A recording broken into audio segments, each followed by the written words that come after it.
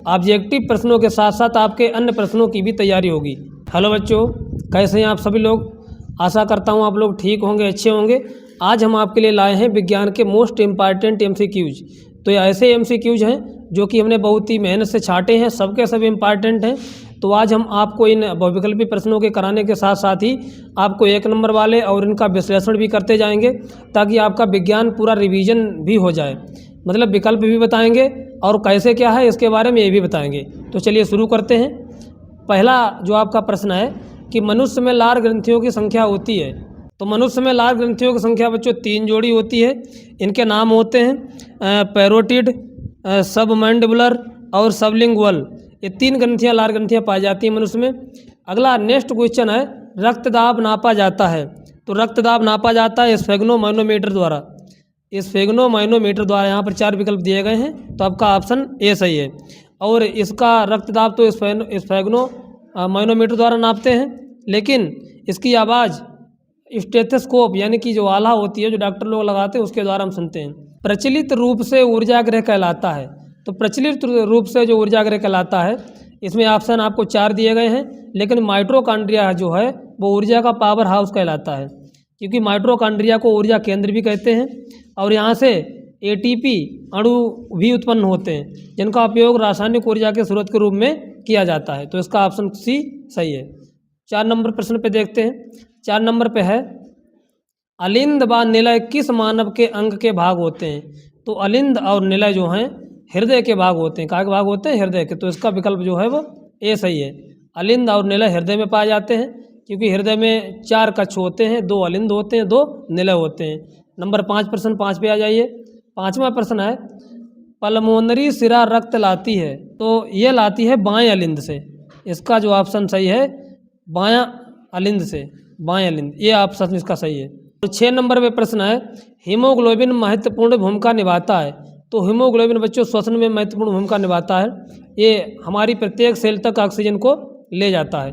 अगला प्रश्न है, मनुष्य के हृदय में कोष्ठों की संख्या होती है। तो मनुष्य के हृदय में 4 कोष्ठक होते हैं, 2 निलय 2 अलिंद। ये तो आप समझ गए, पहले ही आपको बता दिए थे। तो अब देखते हैं नेक्स्ट क्वेश्चन।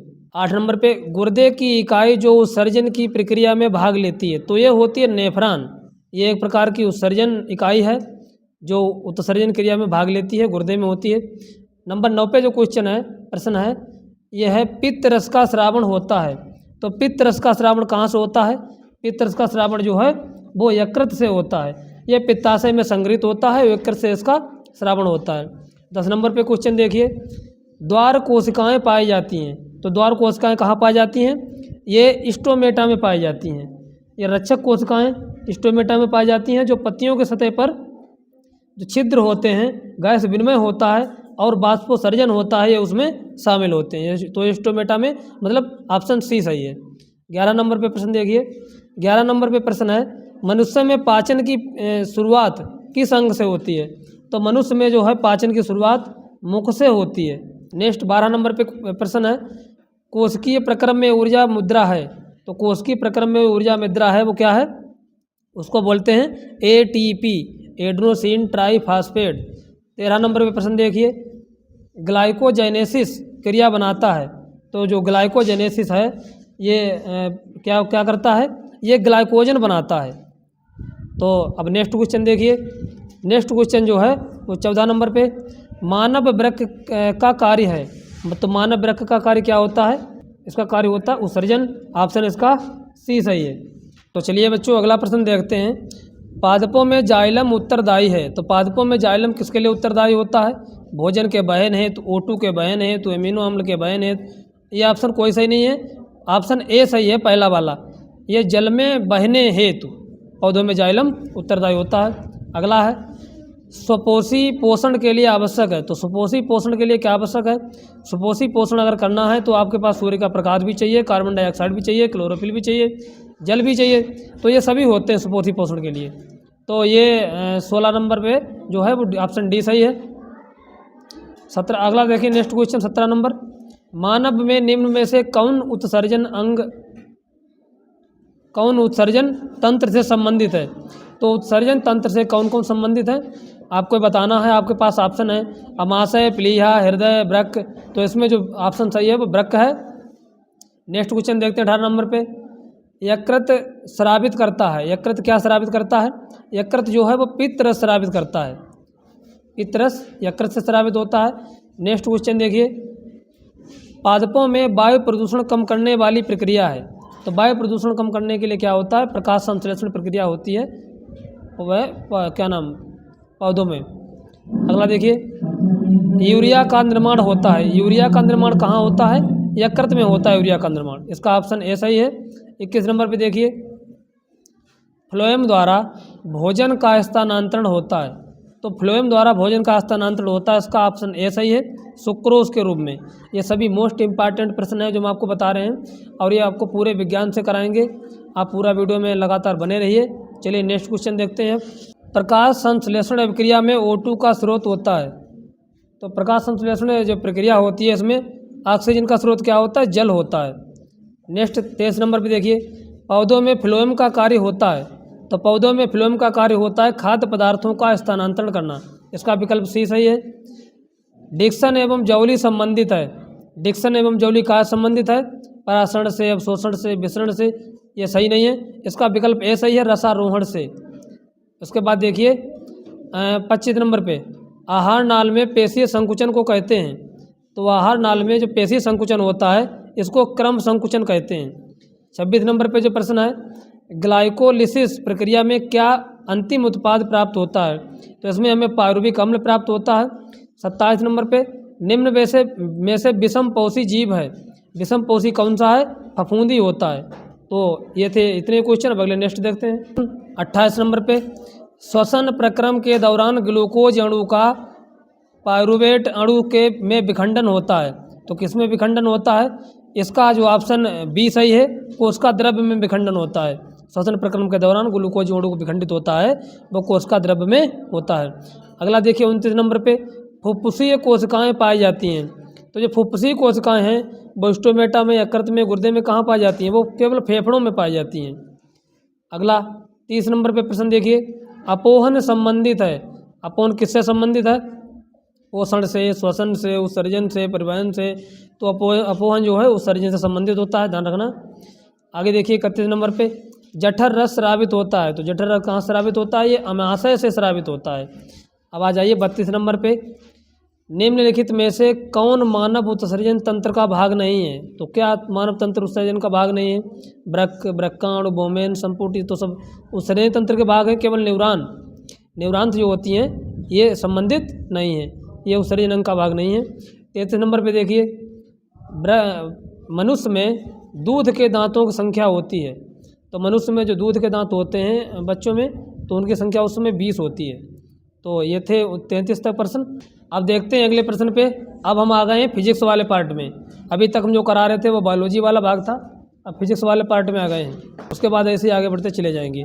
तो यहाँ से देखिए 44 नंबर पे जो प्रश्न आया है, श्वेत प्रकाश के अपने अवयवी प्रकाश रंगों में विभाजित होने की प्रक्रिया कहलाती है।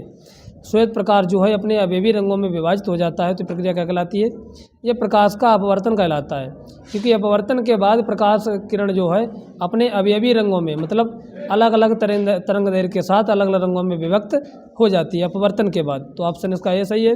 अगला प्रश्न देखिए, जब एक श्वेत प्रकाश किरण किसी त्रिकोणीय कांच के प्रिज्म की सतह पर गिरती है तो यह निर्गत होने पर अलग अलग विचलन से विभिन्न रंगों में विभाजित हो जाती है। किस रंग के हेतु विचलन न्यूनतम होता है? तो ये तो पता ही है कि जब प्रकाश किरण प्रिज्म से जाती है तो अलग अलग रंगों में 7 रंगों में विभक्त हो जाती है, अलग अलग रंगों पर अपनी अलग अलग तरंग दैर्घ्य के साथ विचलित हो जाती है। अब ये बता रहे हैं कि सबसे कम विचलन मतलब न्यूनतम विचलन किस रंग का होता है? तो न्यूनतम विचलन जो है सबसे कम लाल रंग का होता है। और प्रकीर्णन आ जाए तो प्रकीर्णन भी सबसे कम लाल रंग का ही होता है। तो देखिए, हाँ, सबसे अधिक विचलन फिर किसका होगा? सबसे अधिक जो विचलन होता है वो बैंगनी रंग का होता है। 46 नंबर पे देखिए, यदि वायु के सापेक्ष कांच का अपवर्तनांक 3/2 है, मतलब वायु के सापेक्ष कांच का अपवर्तनांक कितना है? 3/2 है। वायु के सापेक्ष ANG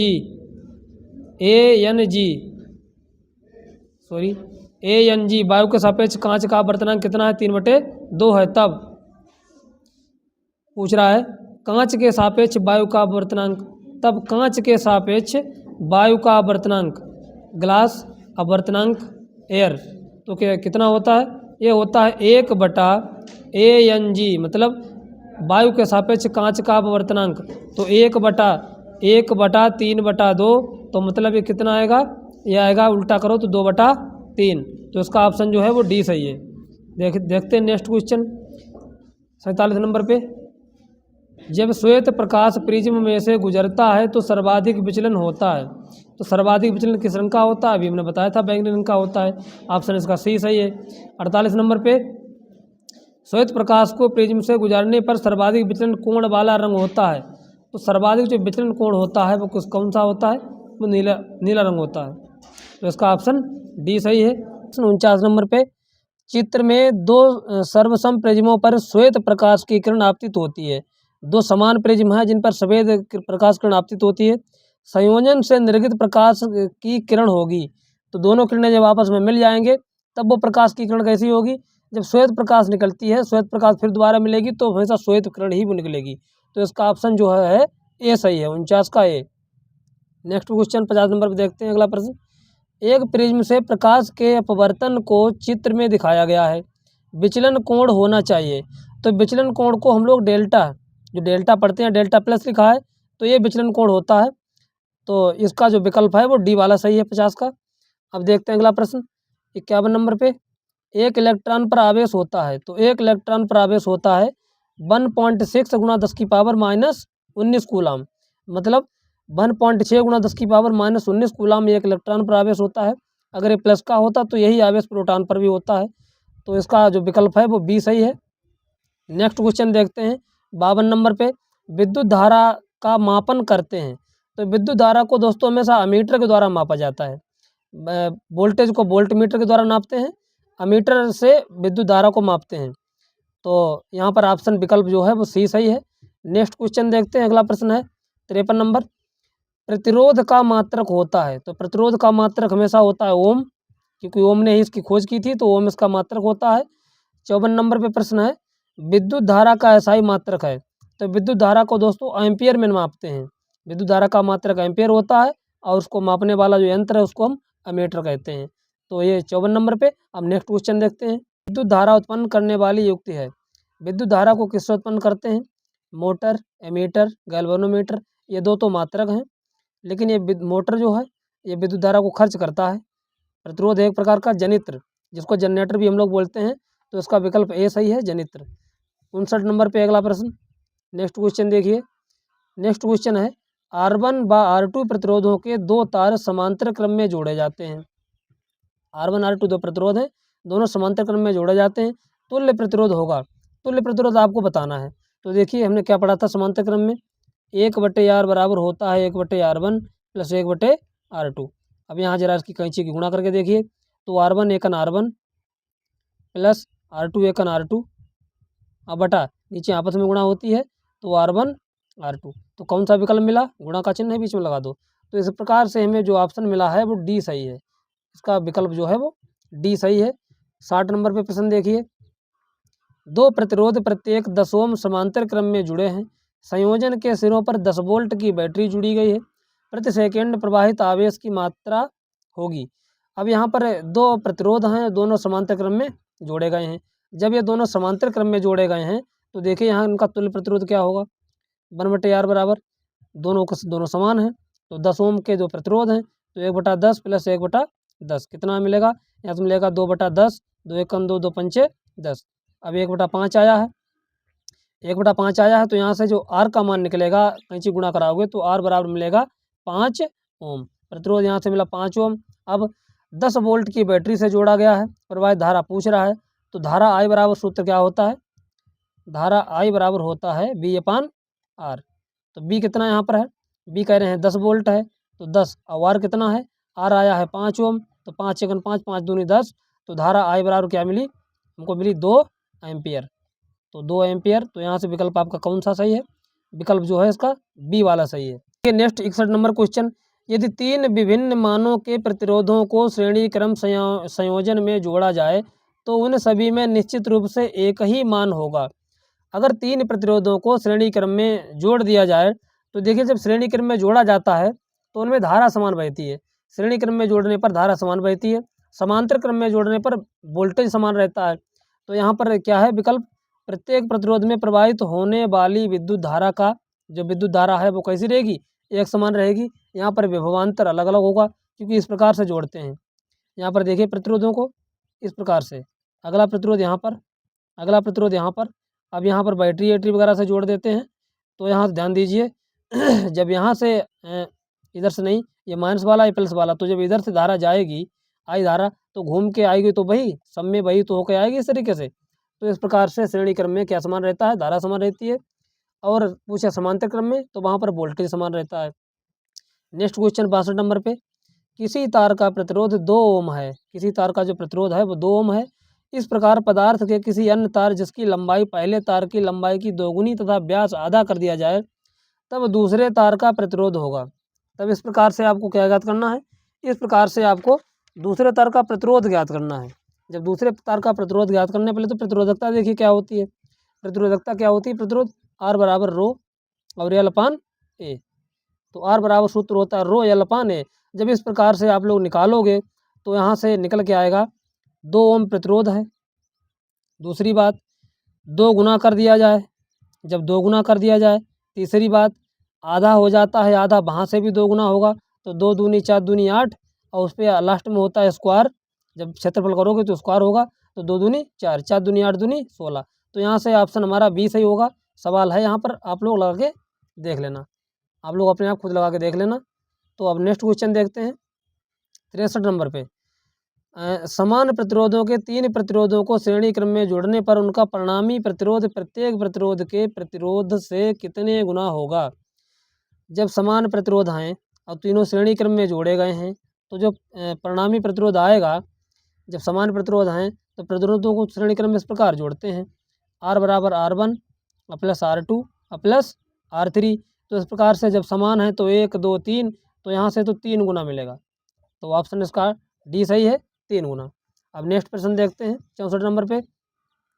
यदि किसी निश्चित प्रतिरोध से होकर बहने वाली वैद्युत धारा आधी कर दी जाए तो उसमें उत्पन्न ऊष्मा हो जाएगी। तो इस सवाल में ज़रा देखिए, ध्यान दीजिए। यदि किसी निश्चित प्रतिरोध से होकर बहने वाली वैद्युत धारा आधी कर दी जाए तो उसमें उत्पन्न ऊष्मा हो जाएगी।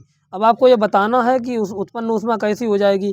तो देखिए दोस्तों, ऊष्मा जो है, हीट जो ऊष्मा है, जैसे समानुपाती या अनुक्रमानुपाती कह सकते हो या प्रोपोर्शनल कह सकते हो, ये विद्युत धारा के अनुक्रमानुपाती होती है। अब कह रहे हैं कि विद्युत धारा आधी कर दी जाए। जब विद्युत धारा आधी कर दी जाएगी तो मतलब एच समानुपाती हो जाएगा, आधी करो तो 1/2, तो इसका क्या लग जाएगा स्क्वायर। तो मतलब एच समानुपाती 1/, स्क्वायर करोगे तो 2 दूनी 4, मतलब कितना मिला, ये धारा यहाँ पर थी आधी कर दी गई तो धारा हो गई चौथाई, जब ऊष्मा कैसी करी गई, आधी करी गई। तो आपको आपका जो विकल्प मिलेगा वो 1/4 मिलेगा, मतलब सी सही है। 64 नंबर का विकल्प जो है वो सी सही है। अब बच्चों नेक्स्ट क्वेश्चन देखते हैं 65 नंबर पे। जो सवाल है, जो हमारा प्रश्न है, 2 चालक तार जिनके पदार्थ लंबाई तथा व्यास समान है, लंबाई समान है, पदार्थ समान है, व्यास भी समान है, किसी वैद्युत परिपथ में पहले श्रेणी क्रम में और फिर समांतर क्रम में संयोजित किया जाते हैं। तो श्रेणी क्रम तथा समांतर क्रम में संयोजन में ऊष्मा का अनुपात क्या होगा। तो इनकी ऊष्मा का अनुपात आपको बताना है। तो देखिए सबसे पहले हम यहाँ शुरू करते हैं।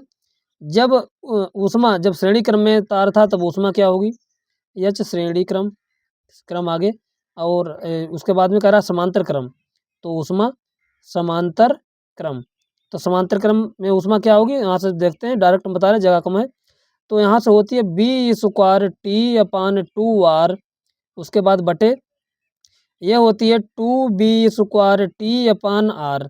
तो क्या क्या कटता है, यहाँ से R कैंसिल, B² से B² कैंसिल, T से T कैंसिल। तो आपको मिलता है कितना, 1/2, और उसके भी बटे में यहाँ से मिलेगा आपको, यहाँ पर बराबर था, उसके बटे में मिलेगा 2।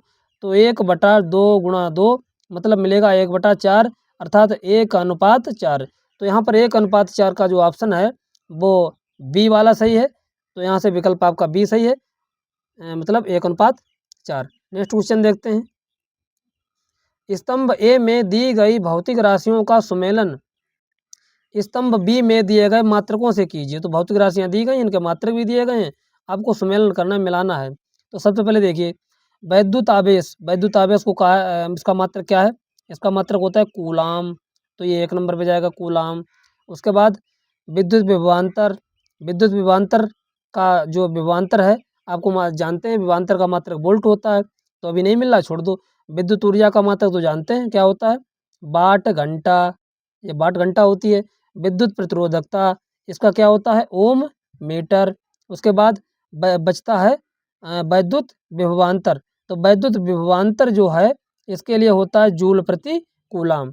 अब यहाँ से आगे समझते हैं, देखो कहाँ कहाँ पूछा। पहले का मिला चौथे में, नहीं सॉरी, पहला जो मिला है, पहला मिला है विद्युत प्रतिरोधकता ओम मीटर, तो पहले का कहाँ मिला, चौथे में मिला, ठीक है। उसके बाद चौथा यहाँ पर भी है विद्युत विभवांतर का कहाँ मिला, जूल प्रति कूलाम, तीसरे में, दूसरे का तीसरे में, ठीक यहाँ पर मिला, तो चौथा और तीसरा। उसके बाद वैद्युत ऊर्जा, ये वाट घंटा होती है दूसरे में, तीसरे का दूसरे में, सही है। वैद्युत आवेश का मात्रक कूलाम, तो यहाँ से ये मिल रहा है डी वाला, तो इसका जो है विकल्प जो है वो डी सही है। 67 नंबर पे देखिए आप, 67 नंबर पे प्रश्न है, फ्यूज तार को निम्नलिखित घरेलू विद्युत वितरण में किस तार के श्रेणी क्रम में जोड़ा जाता है? तो फ्यूज तार को जो जोड़ा जाता है वो लाइव वायर, जीवित वायर या मैन वायर में डायरेक्ट के जोड़ दिया जाता है, मतलब जीवित तार में। तो इसका जो विकल्प है, ऑप्शन है वो सी सही है। नेक्स्ट क्वेश्चन पे आ जाइए। 68 नंबर, विद्युत परिपथ में प्रयुक्त होने वाले कुछ अवयवों के संकेत चिन्ह स्तंभ ए में दिए गए हैं, स्तंभ बी में दिए गए नामों में सुमेल कर सही विकल्प का चयन कीजिए। तो ये तो आपको दिख रहा होगा, ये क्या है, ये प्रतिरोध है, ये प्रतिरोध का चिन्ह है, तो प्रतिरोध है यहाँ कहीं, प्रतिरोध नहीं, परिवर्ती प्रतिरोध है, कोई दिक्कत नहीं, परिवर्ती प्रतिरोध पे आ जाओ। ये आपको ये काय का चिन्ह दिख रहा है, ए बना है, इसका मतलब ये एमीटर है। एमीटर क्या होता है, विद्युत धारा को मापता है। ये आपको ये दिख रहा होगा, ये प्लस माइनस जो है सेल में होता है, बैटरी में होता है, तो ये विद्युत सेल मतलब दूसरे में जाएगा। ये आपको दिख रहा है कि तार के ऊपर से तार घुमा हुआ है, इसका मतलब ये है क्रॉसिंग तार, ये यहाँ पर जाएगा। तो पहले का तीसरा, 1 2 3 जगह पर है, दूसरे का चौथा केवल यहाँ पर है, ठीक है। तीसरे का दूसरा है यहाँ पर, चौथे का पहला है यहाँ पर, तो इस प्रकार से आपका जो विकल्प है वो ए सही है। आपका यहाँ पर उत्तर जो आएगा वो विकल्प ए आएगा। उसके बाद नेक्स्ट क्वेश्चन देखते हैं। 69 नंबर, एक मेंस से R1 व R2 प्रतिरोधों के दो तार समांतर क्रम में जोड़े जाते हैं।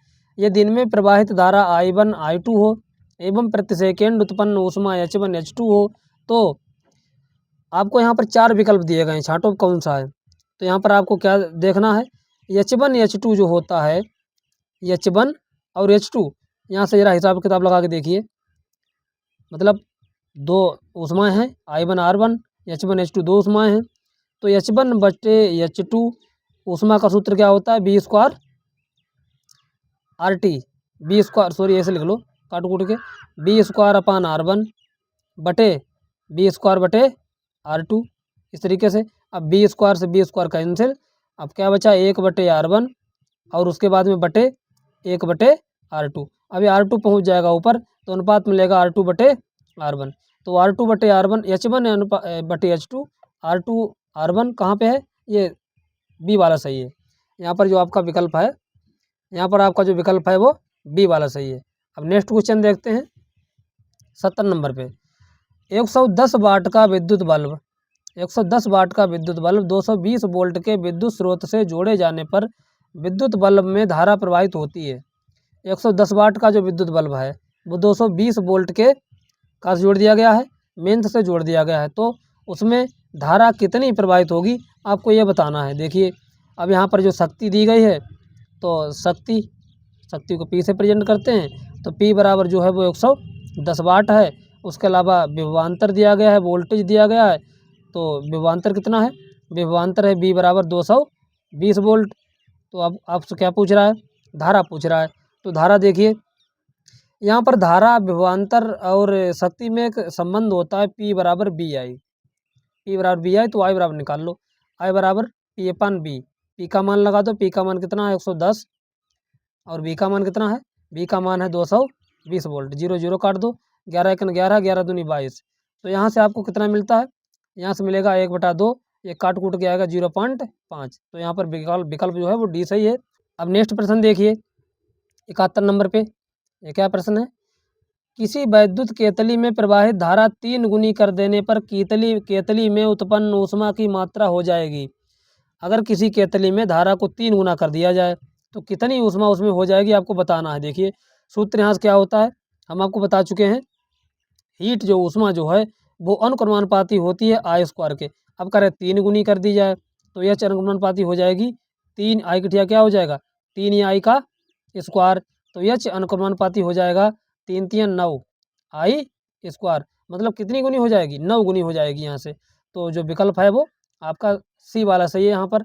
नेक्स्ट 72 नंबर पे अगला नेक्स्ट क्वेश्चन देखते हैं। दो चालक तार जिनके पदार्थ लंबाई तथा व्यास समान है किसी वैद्युत प्रपथ में पहले श्रेणी क्रम में फिर समांतर क्रम में संयोजित किए जाते हैं। श्रेणी क्रम समांतर क्रम में ऊष्माओं का अनुपात होगा। ये अभी सवाल लगा चुके हैं, इससे पहले ये डबल लिख गया है, तो इसका जो है विकल्प सही सही है 1:4। पीछे पढ़ चुके हैं आप, तो 1:4 है। 73 नंबर पे आप देखिए, किलोवाट घंटा का मात्रक है। किलोवाट घंटा जो है वो मात्रक किसका है, ये विद्युत ऊर्जा का मात्रक है। विद्युत ऊर्जा का मात्रक जो है किलोवाट घंटा, जो हमारे घरों में जो बिजली आती है विद्युत ऊर्जा आती है उसको किलोवाट घंटा में नापते हैं। उसके अलावा 74 पे, अत्यधिक उच्च प्रतिरोध वाला पदार्थ कहलाता है।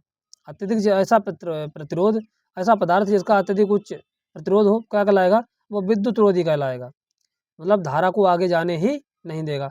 75 नंबर पे देखिए, किसी मकान में 220 वोल्ट पर विद्युत आपूर्ति की जाती है। कोई मकान है, मकान में 100 ओम 200 ओम के प्रतिरोध के 2 बल्ब प्रतिदिन 1 घंटा प्रयोग में आते हैं, प्रतिदिन ऊर्जा की खपत होगी।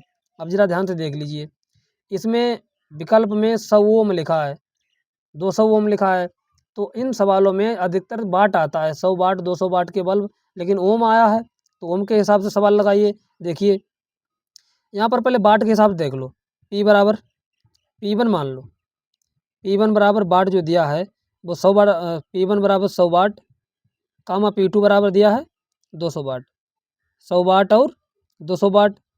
तो इस तरीके से यहाँ पर दिया गया है। प्रतिरोध कितना है, प्रतिरोध दिया है 100 वाट और 200 वाट। विभवांतर V बराबर कितना दिया है 220 वोल्ट। इससे पहले एक सवाल लगा चुके हैं, सूत्र भी आपको पता होगा। तो इस प्रकार से जब हम इसको हल करेंगे वाट के हिसाब से, तो हमारा यहाँ पर इस विकल्प का उत्तर आएगा 300 वाट घंटा, मतलब हमारा विकल्प सी सही होगा।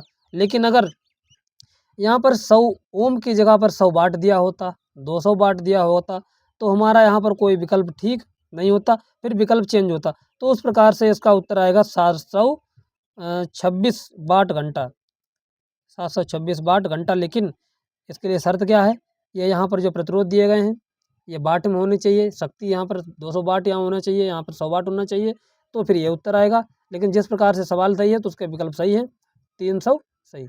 अब देखते हैं नेक्स्ट प्रश्न। अगला प्रश्न है, किसी धारावाही चालक के कारण उसमें r दूरी पर स्थित किसी बिंदु पर उत्पन्न चुंबकीय क्षेत्र होगा। तो धारावाही जो चालक होता है उसमें अगर r दूरी पर कोई स्थित बिंदु है तो उसमें चुंबकीय क्षेत्र कितना होता है।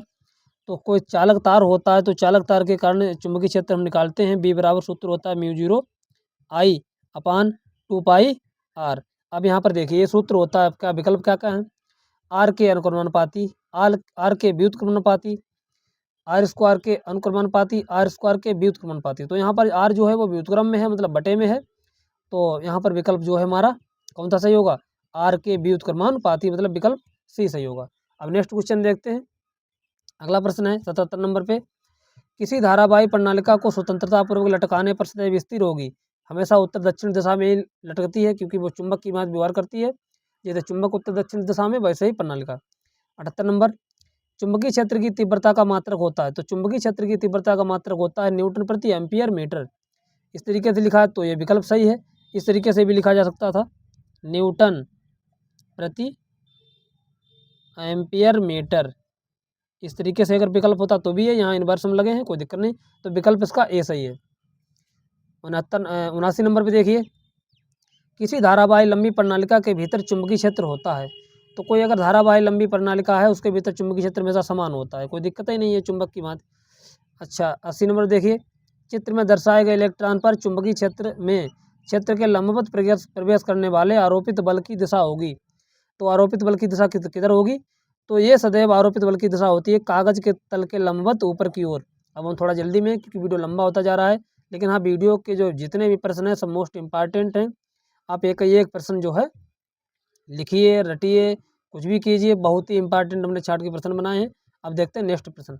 इसका उत्तर था कागज के तल के लंबवत ऊपर की ओर। अब देखिए बच्चों अगला प्रश्न, एक गतिमान आवेश, जो एक गतिमान आवेश है, जो कण है वो उत्पन्न करता है। गतिमान आवेश सदैव विद्युत क्षेत्र चुंबकीय क्षेत्र दोनों उत्पन्न करता है। तो इसका जो ऑप्शन सी सही है। नेक्स्ट प्रश्न देखते हैं 82 नंबर पे। तांबे के तार की दो कुंडलियां एक दूसरे के निकट रखी गई हैं। एक कुंडली में विद्युत धारा का मान परिवर्तित होने पर दूसरी कुंडली में भी धारा प्रवाहित होने लगती है। इस परिघटना का कारण होता है। तो इसका बच्चों कारण होता है न्यून प्रेरण। ट्रांसफार्मर भी इसी सिद्धांत पर कार्य करता है। दो कुंडलियां बनाई जाती हैं, प्राथमिक कुंडली द्वितीय कुंडली, तो एक में धारा प्रवाहित होती है, दूसरी में अपने आप पहुंच जाती है। ये काम होता है ट्रांसफार्मर का। तो वैसे ही ये इसका आंसर जो है वो अन्योन प्रेरण है। 83 नंबर पे देखिए, 83 नंबर पे प्रश्न है, किसी चुंबकीय क्षेत्र में किसी कुंडली में के घूर्णन के कारण कुंडली में उत्पन्न प्रेरित विद्युत धारा की दिशा हेतु प्रयुक्त नियम है। किसी चुंबकीय क्षेत्र में किसी कुंडली के घूर्णन के कारण कुंडली में उत्पन्न प्रेरित विद्युत धारा की दिशा हेतु प्रयुक्त नियम है। तो कौन सा नियम है? एक नियम है फ्लेमिंग के बाएं हाथ का नियम। आगे नेक्स्ट प्रश्न देखते हैं 84 नंबर पे। यह प्रश्न है, धारावाही वृत्ताकार कुंडली में फेरों की संख्या n गुना बढ़ा देने पर कुंडली में केंद्र पर उत्पन्न चुंबकीय क्षेत्र होगा। जब आप फेरों की संख्या जितनी बढ़ाते जाएंगे उतनी धारा बढ़ती चली जाएगी, उतना चुंबकीय क्षेत्र बढ़ता चला जाएगा। तो यहाँ पर n गुना बढ़ता है, जितनी आप फेरों की संख्या बढ़ाएंगे कुंडली में उतना चुंबकीय क्षेत्र बढ़ जाता है। अगला प्रश्न देखिए आप, किसी एकमात्र चुंबकीय क्षेत्र में एक धारावाही चालक पर लगने वाले चुंबकीय बल का परिमाण निर्भर नहीं करके होता है। समझिए जरा, किसी एकमात्र चुंबकीय क्षेत्र में एक धारावाही चालक पर लगने वाले चुंबकीय बल का परिमाण निर्भर नहीं करके होता है। किस पर निर्भर नहीं करता है? वैद्युत धारा पर।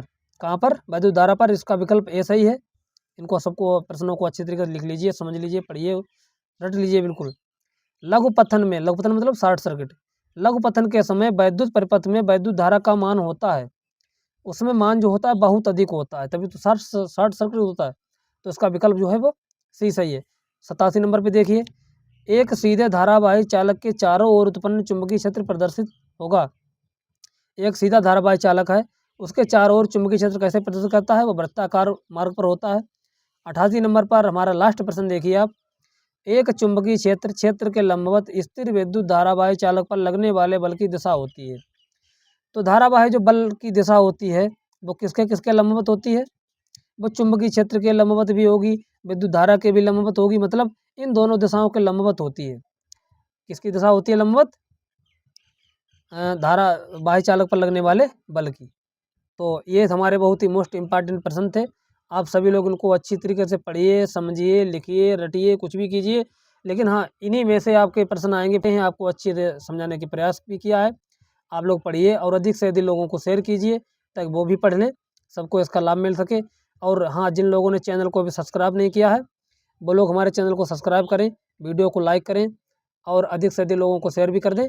धन्यवाद, क्योंकि हम इसी तरीके की आपके लिए वीडियो तैयार करते रहेंगे और आप जो आपके इंटर और हाई स्कूल में या फिर कंपटीशन में आगे फ़ायदेमंद हों।